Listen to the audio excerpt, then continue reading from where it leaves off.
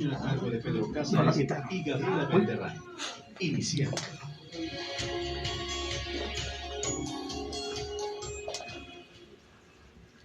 Muy buenas tardes, bienvenidos a una emisión más de su 22. Los invitamos, quédese con nosotros en esta media hora de contenido histórico. Viviana, buenas tardes. Muy buenas tardes, para invitarlos a que nos sigan escuchando por Radio UAS por el 96.1 FM, 1150 AM y para la ciudad de Los Mochis por 102.9 FM. También para invitarlos a que nos sigan a través de Facebook, a través de la página de la Facultad de Historia, donde continuamente les subimos información, además de nuestro programa, claro que sí. Muchas gracias, Viviana. Tenemos como invitada a la doctora Amanda Osuna Rendón. Ella es maestra y doctora en Historia por la Facultad de Historia de la Universidad Autónoma de Sinaloa. Es profesora de cátedra en el Tecnológico de Monterrey en los programas de Multicultural y Bicultural. Cuenta con publicaciones académicas que versan sobre el estudio de la fotografía de finales del siglo XIX y principios del siglo XX, la vida cotidiana en Sinaloa y la Revolución Mexicana, haciendo énfasis en el análisis de la foto producida durante la etapa maderista y constitucionalista en el noroeste de México, que hoy precisamente nos va a hablar sobre los constitucionalistas en celo sinaloense. Doctora Amanda, bienvenida al programa. Muchas gracias, gracias por la invitación. Bienvenida. Gracias. Viviana, ¿qué noticias de la Facultad de Historia tenemos? Pues primero que nada, tenemos un ciclo de lectura permanente todos los viernes de 12 a 1 de la tarde. También se va a inaugurar el seminario permanente del Cuerpo Académico de Historia de las Ideas e Instituciones e Imaginarios Históricos, el segundo miércoles de cada mes. Tenemos diferentes jornadas académicas universitarias que pueden consultar a través de nuestra página de Facebook y también para informarles sobre el Congreso Internacional de Historia Regional que se realizará del 6 al 9 de diciembre de 2022 aquí en Culiacán, Sinaloa, cuya temática será Memoria Histórica y Patrimonios. Muchas gracias, Viviana, por la información. Esas son las noticias que tenemos en la Facultad de Historia. Doctora Amanda, gracias por estar aquí con nosotros. Y el tema es los constitucionalistas en el suelo sinaloense. ¿Cómo llegan estas constitucionalistas? ¿Cómo se da ese proceso de revolución aquí en Sinaloa, doctora? Pues la revolución ya estaba en cierta forma, en el sentido de que pues ya había pasado la etapa maderista, entonces algunos sinaloenses ya tenían como que experiencia en cuanto a la lucha armada. Por ejemplo, Ramón F. Iturbe estuvo durante la etapa maderista. El asunto es que el constitucionalismo nos llega a partir más o menos ya como guerra tal cual, hasta noviembre de 1913. Hay que recordar que el constitucionalismo o la segunda etapa revolucionaria inicia por el asesinato de Madero. Así es. Se hace el levantamiento en armas a partir del Plan de Guadalupe. Pero lo curioso es que cuando se da esta cuestión del Plan de Guadalupe, hay que recordar que en aquel entonces las noticias no viajaban como ahorita. No, eso no. Ajá, para nada. Entonces, estaba pasando algo en el estado vecino y pues tú realmente no sabías qué estaba pasando.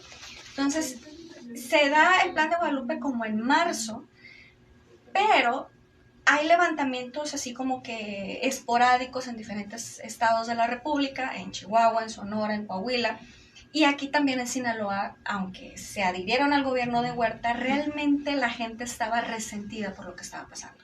Pero era tal el control de los gobiernos huertistas que no se habían enterado que había un levantamiento o en Coahuila, o en Chihuahua, o en Sonora, que fueron los principales.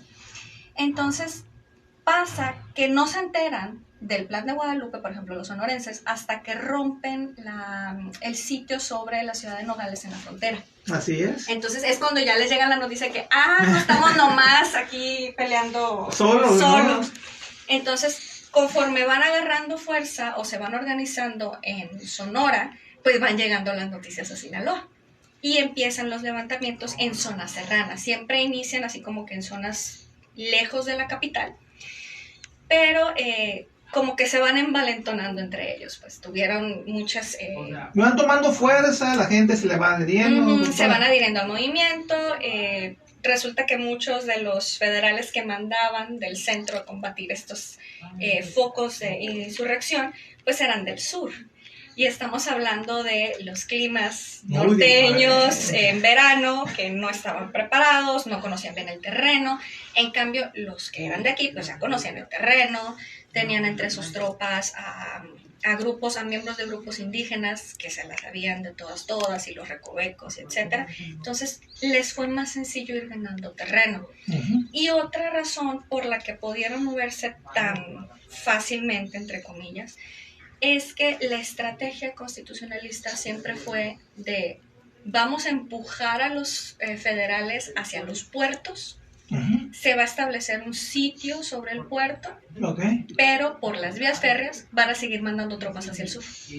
Órale. Entonces se toma, por ejemplo, Hermosillo, no se toma Guaymas, dejan sitiado el puerto de Guaymas, bajan por las vías férreas y llegan, sí pudieron tomar el puerto de Altata, ese sí lo tomaron, y llegan hasta Culiacán en noviembre del 13.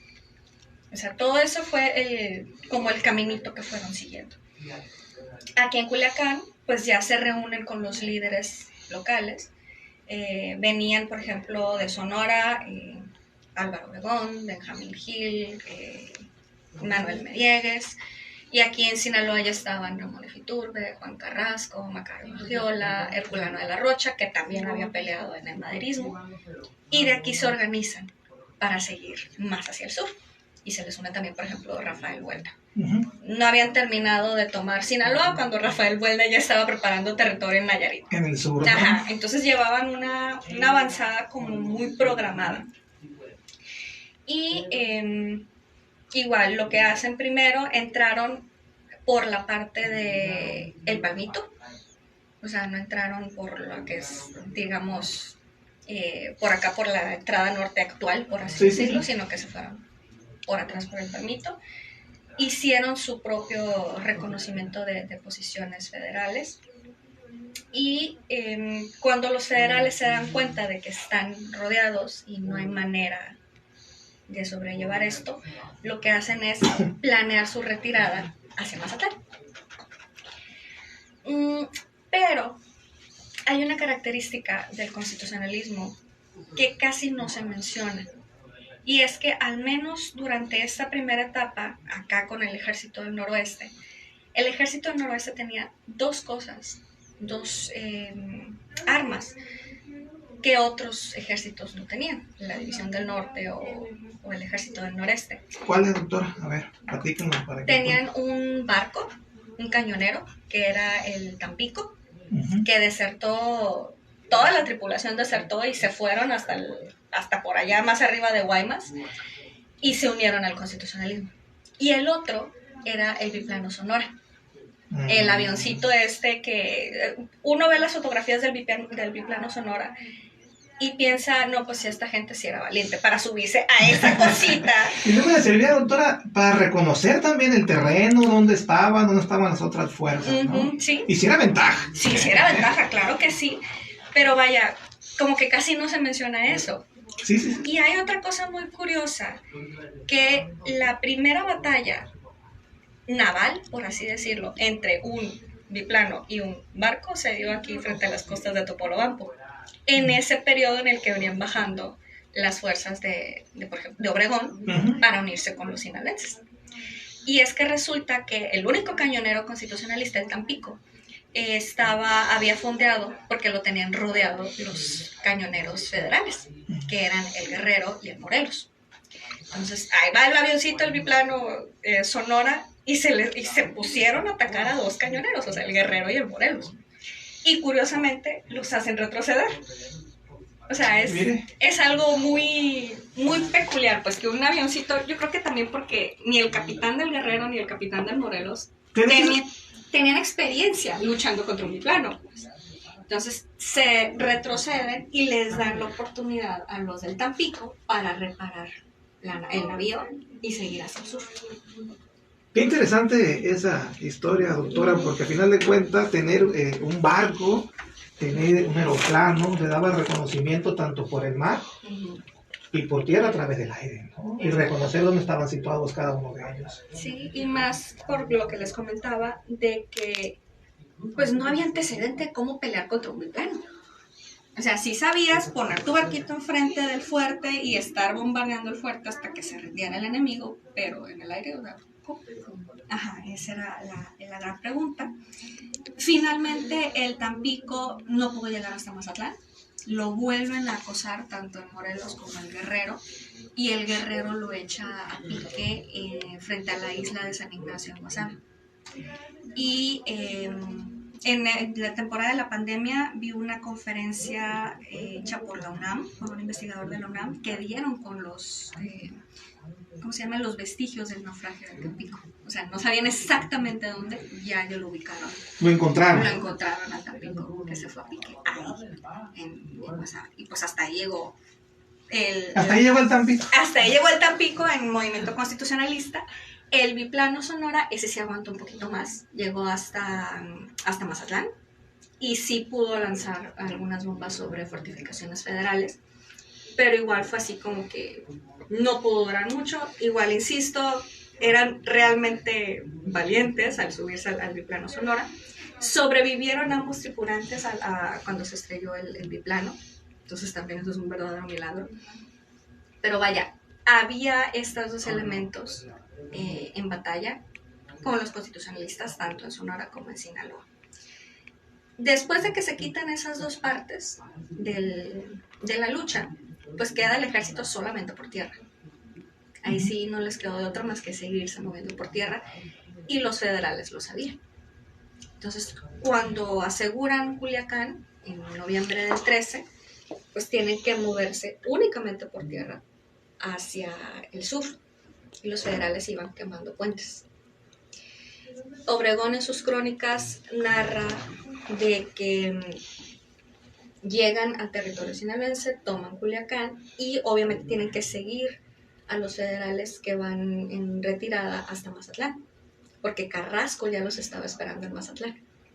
Entonces, si no detenían a estos federales retirándose de Culiacán, Carrasco se iba a meter en problemas. Entonces, les van dando persecución, se les ocurrió irse a pie y se encuentran con los puentes quemados.